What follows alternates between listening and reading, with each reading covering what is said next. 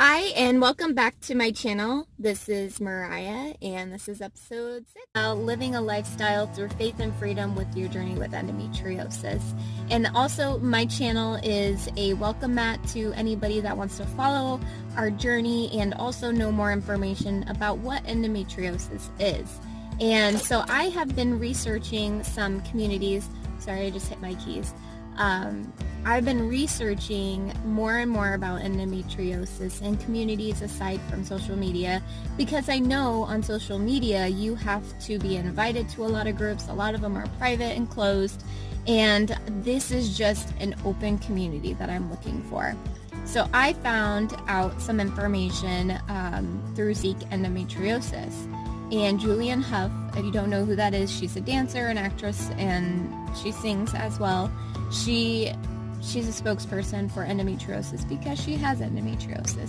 So I love hearing these stories about not just celebrities that are coming out and talking about endometriosis to make it more known, but on Speak Endo, it's all about your story. So they share other stories aside from, celebrities that have it. So your story is important as well. So I was researching on this page and came across endowarriorsupport.com. There are other communities out there. It just takes a little bit of time to research some of the information and some of the communities that are out there. I'm sorry, I am in my car. I'm getting ready to go try on bridesmaids dresses, and I just accidentally deleted my video, so I had to redo it. So this probably will be better than my other one because I'm doing it all from memory, right? No?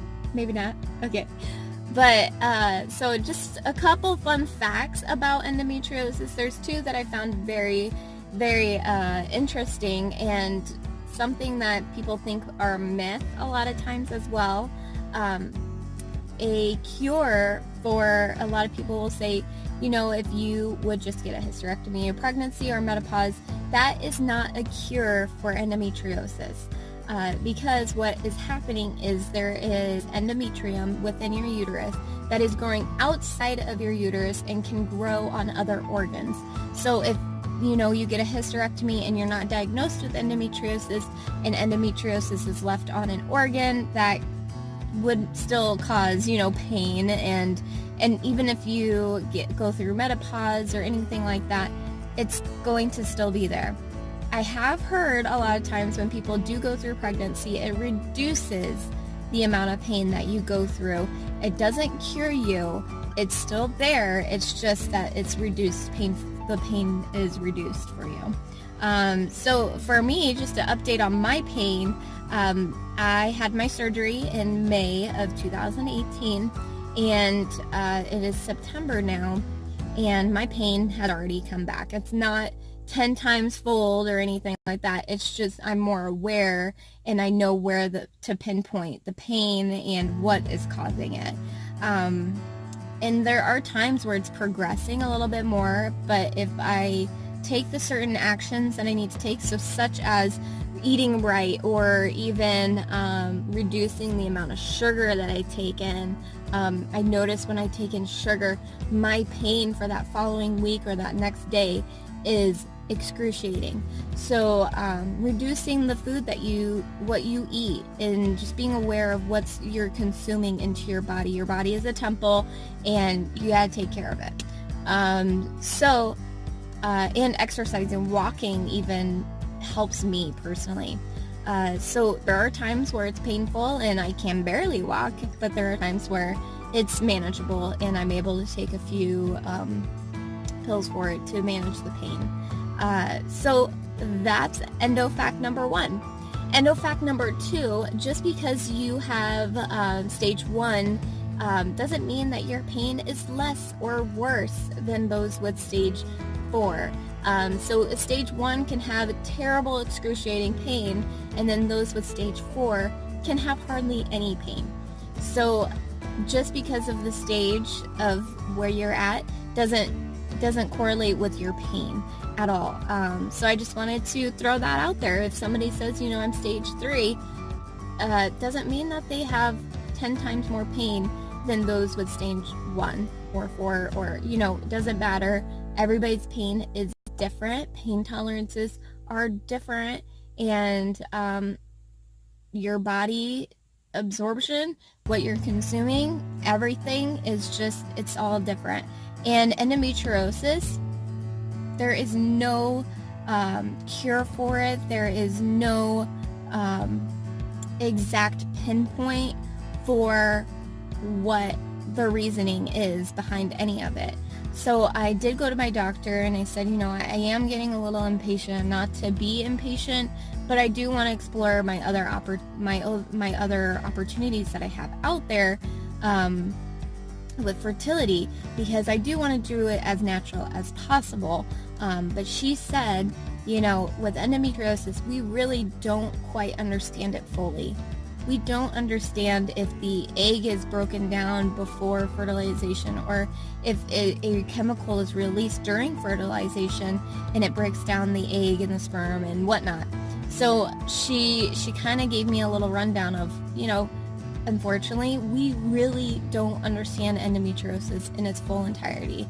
And thank goodness for doctors. God has blessed those that are doctors, because they are beside themselves. They're always constantly researching. They're always wanting to know information about maybe a certain thing that you have, or, a cancer cell or a tumor, and they're constantly trying to come at it from different angles. So keep in mind that your doctor is working hard. So I just wanted to throw that out there, because a lot of times people think, oh, well, my doctor's just visiting with me. They are still working sideline. They are still researching. They are developing things for the future. They are constantly thinking of that next step of what they can do. So a little update going from that is that we are going to go to our first fertility appointment on the 18th. So if you want to keep us in your prayers, if you wanted to reach out to us, we are here. And this page is all about being supportive of one another. So I want to be a resource, not just to my friends and family that have endometriosis, or just being a resource to them in general, but I also want to be a resource to anybody that's out there in the universe that has endometriosis, that's going through this. So keep us in your prayers. We're very nervous and scared of what's the next step, but honestly, God has us in all of this, and here we go. It's a journey. It's the next step. So keep us there. We are, like I said, really excited. But videos, I will do my best to be on top of every 2 weeks. I've been procrastinating this last month a lot. So every 2 weeks, if not once a month. So I do apologize. But thank you for watching my video. Click the like and subscribe button. Share with your friends and family. Keep spreading, the word of endometriosis, and because every 1 in 10 women have it, and it's not diagnosed half the time. So love you. Thank you for your support. Thank you for your kind words. I will see you maybe in another 2 weeks, probably a month, but thank you. Bye.